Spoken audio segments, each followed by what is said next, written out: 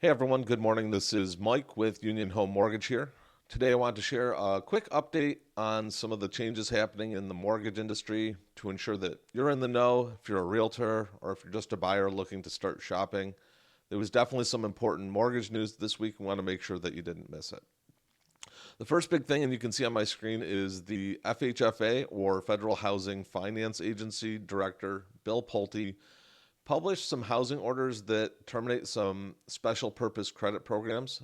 These are often referred to as SPCPs. So, what are those? What does that mean? Well, these are lending initiatives that allow lenders to offer credit on favorable terms to borrowers who may have suffered some sort of economic disadvantage. These are usually tied to like a geographical area or certain income limits. So a lot of these first-time homebuyer programs in specific areas for some grant money or down payment assistance will be drying up or going away.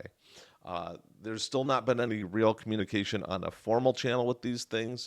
There was some posts on X this week, but these were semi-official. Again, it came from cabinet members of the new administration, so obviously, the lenders are taking that pretty seriously.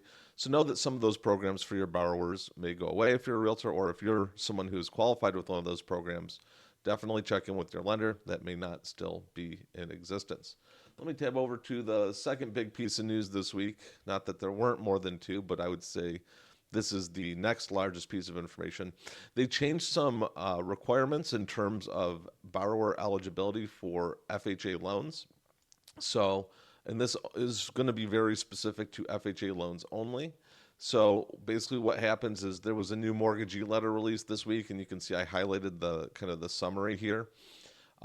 Basically, there's new eligibility requirements in terms of they eliminated non-permanent residents from being eligible to finance FHA mortgages. So it doesn't mean that they can't get a mortgage or they can't buy a house, but they can't get it through FHA.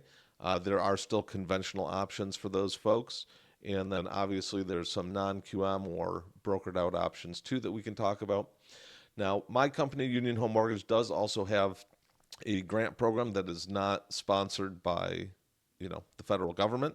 So that program can continue on in terms of special grant programs that are offered directly by the lender are obviously still eligible up to the lender. It's just the federal money might be drying up. So if you have anyone that fits into any of these buckets, I'd love to talk to them or talk to you.